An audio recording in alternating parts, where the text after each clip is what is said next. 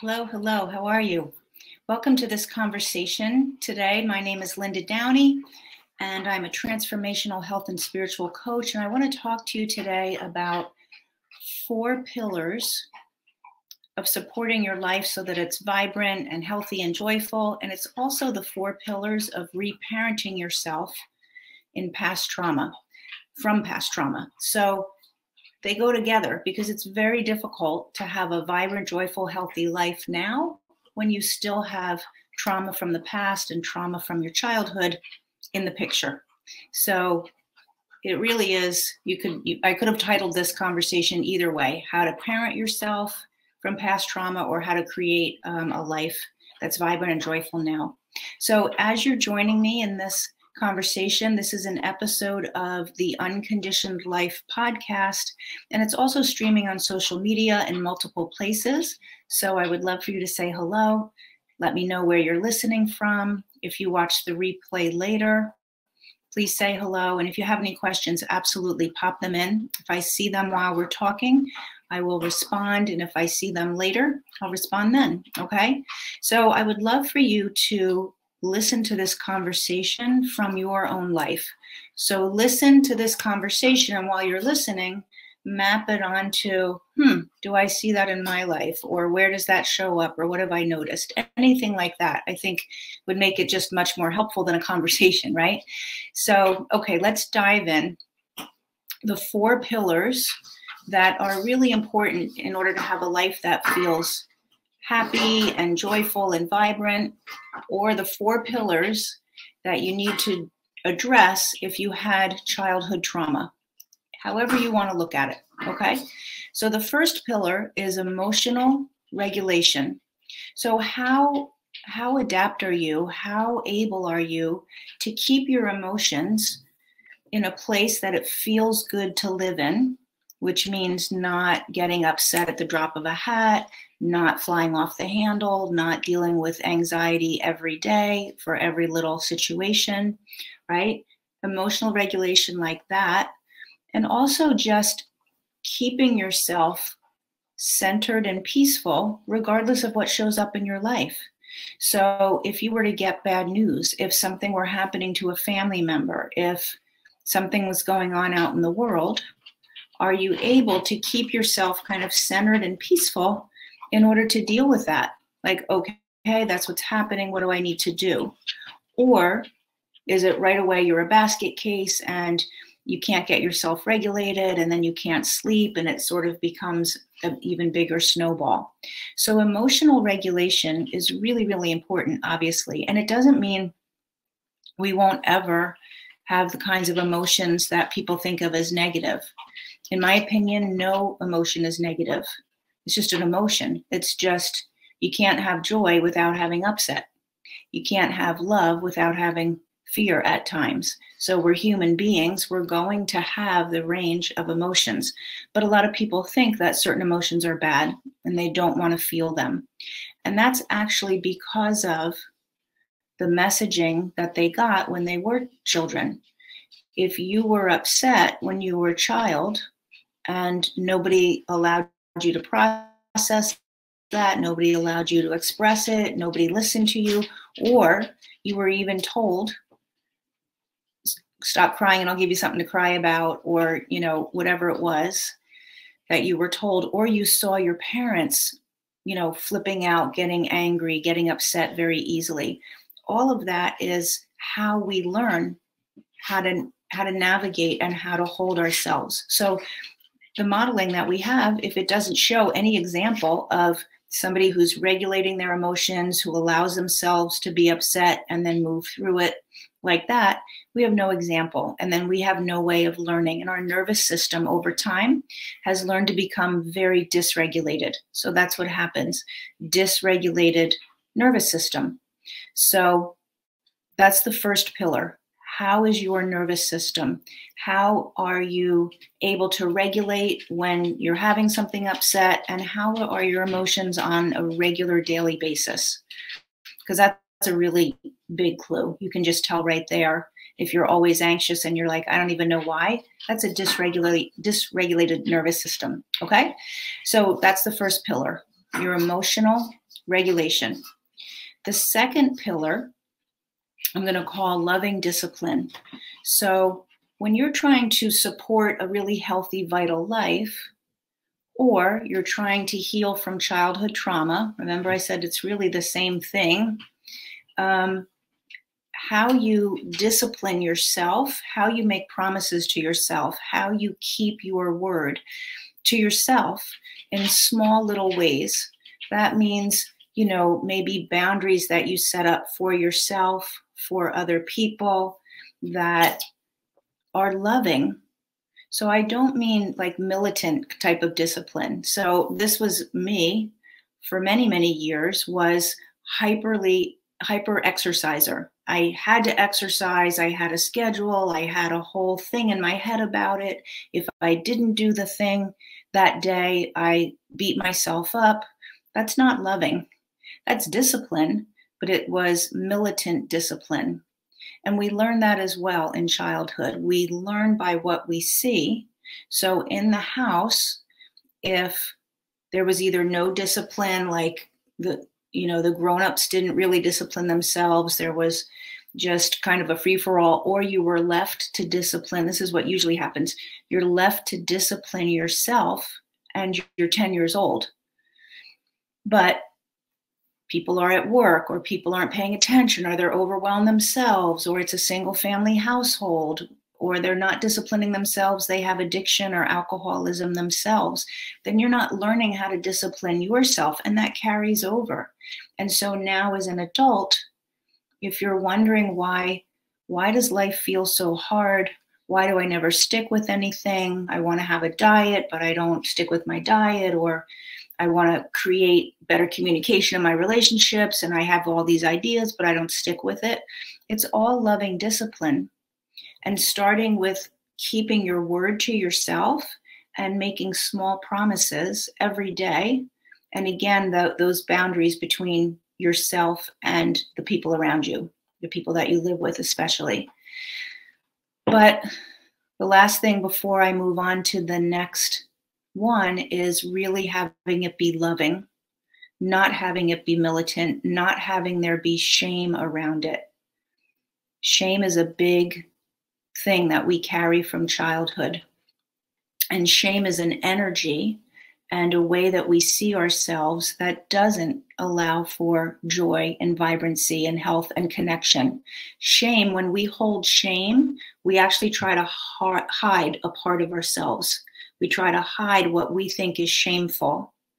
And shame is going to be the thing that really blocks you, because you're hiding from other people. You have to put a block up if you're holding shame.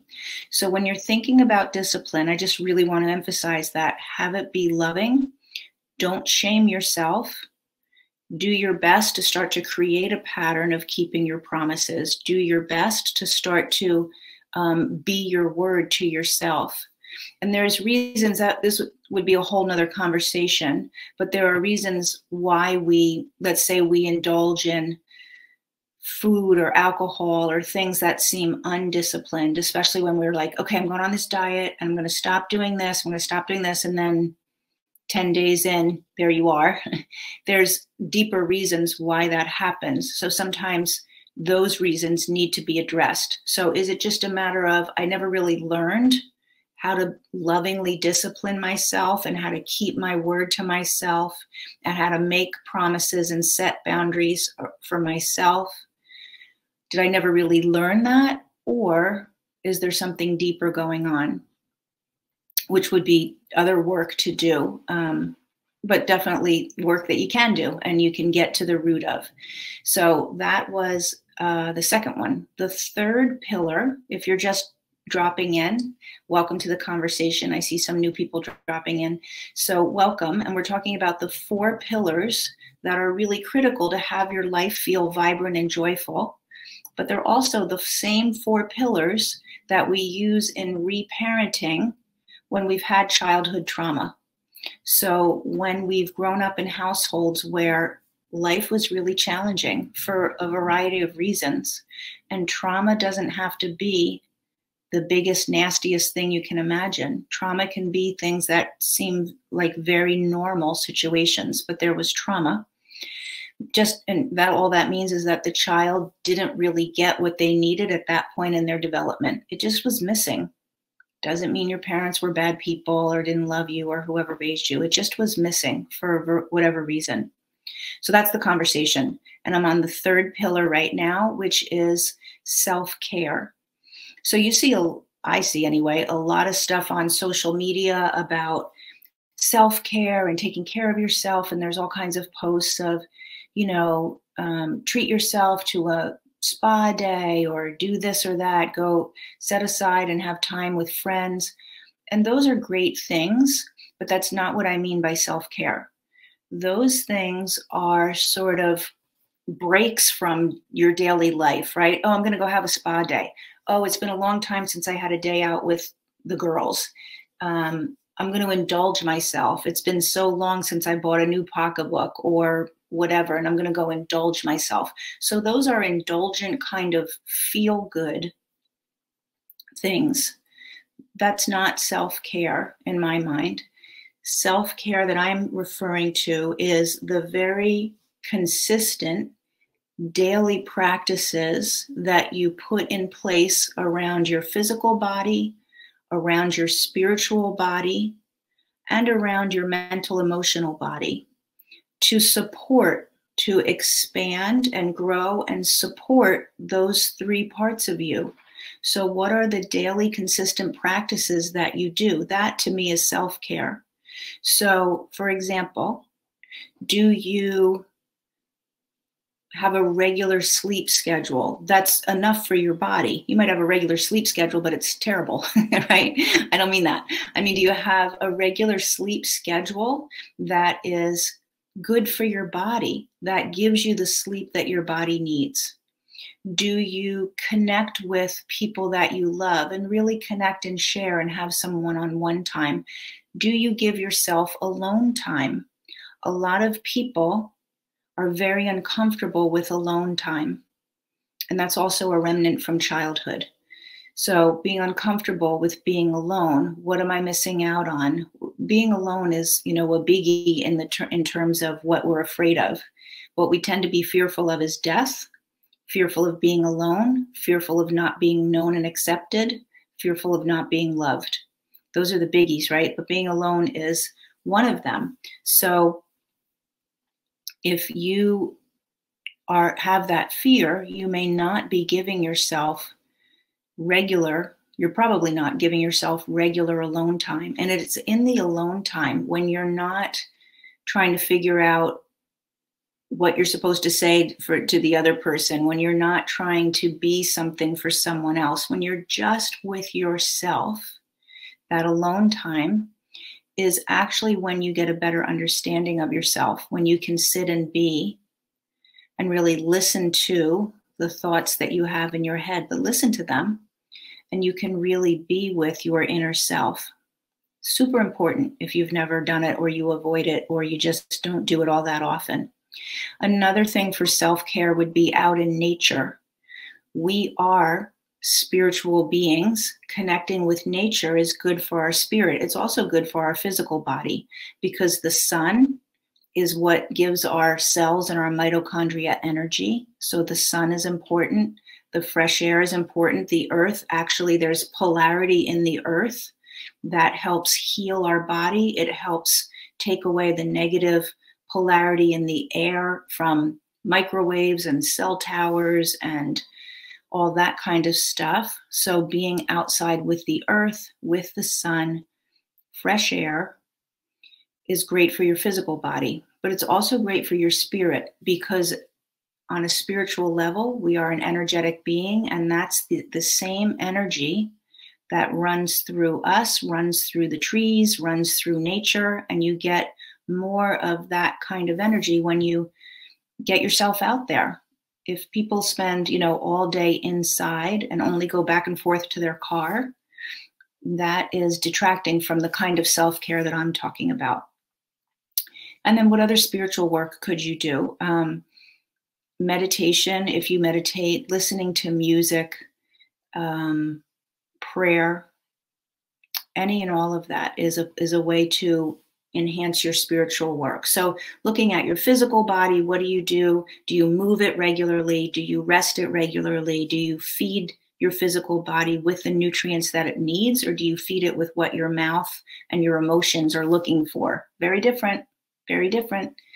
So yeah, all of that. And then the last pillar of the 4 pillars is getting in touch with the child that's inside of you, with your childlike spirit. And I say that it is super important, but just look, remember, if you came in late, what I said at the beginning was listen to this conversation through the ears of, how does that apply to my life?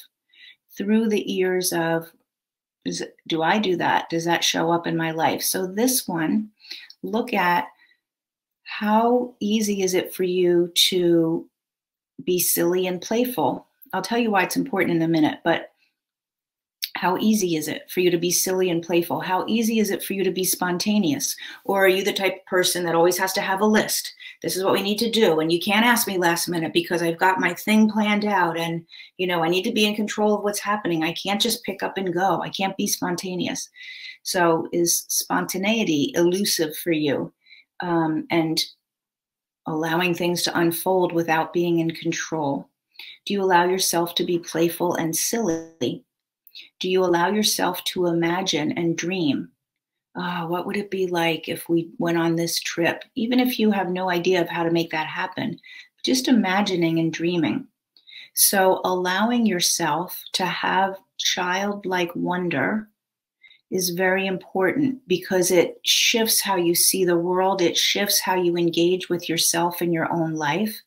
And when we look at childhood trauma, that's something that often gets taken away. Children aren't allowed to be children when they're in households where there's a lot of stuff, where people are struggling, where there's challenges. The children learn very quickly, I don't want to rock the boat and be more of a burden. So I'm just going to be really good. And I'm not going to be silly and playful. And I don't want to make mom mad. And I'm going to try to do things to help more, or I'm going to take myself away more.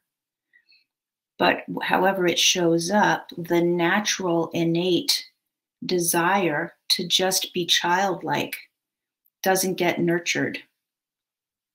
So that would be the 4th pillar. And actually all 4 of these, what happens is in childhood, there was a missing for each of these and all of these. And maybe as you listened, you heard yourself in all 4. Maybe you didn't hear all 4, but a couple stood out to you. Whatever it is, it's fine. There's no judgment, no shame about it. It just is what it is. But if you want to have a different experience and you want to heal that, these are the 4 areas that we go to work on, really allowing the child in you that never got to be nurtured in the way that you needed to get that now. And it's tools to learn. So all 4 of those pillars were missing. Probably the adults in your life didn't have their own emotions in control, and I don't mean in control like not allowing them and then moving through them, not staying in anger, because that's the other thing, is staying in anger all the time or staying in fear all the time, right? So maybe you didn't have grown-ups that knew how to do that. You didn't have grown-ups that were disciplined themselves. They were just flying by the seat of their pants and trying to figure it out. Or they never took time for self-care. All it was, head down, got to do what we have to do. And then the childlike attributes that we needed when we were trying to grow up. Another part of that I didn't mention is being in wonder of the world. So do you notice how when children, like little toddlers, you take them out, we have a saying, see it through the eyes of a child. There's nothing like Christmas when you have children, right? Be that way in your life about everything. I used to, years ago, not pay attention to nature at all. In fact, if I was going to, you're going to say we're going to go outside camping or for a walk, I would roll my eyes like, when I was a young teenager or a kid.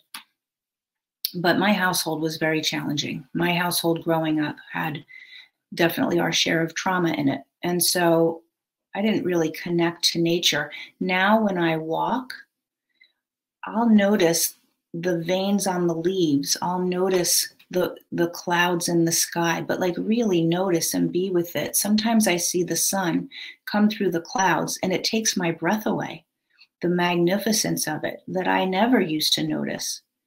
So that's also part of child being, nurturing your inner child, is allowing that wonder and that amazement at what is created around us and at what's available and joyful.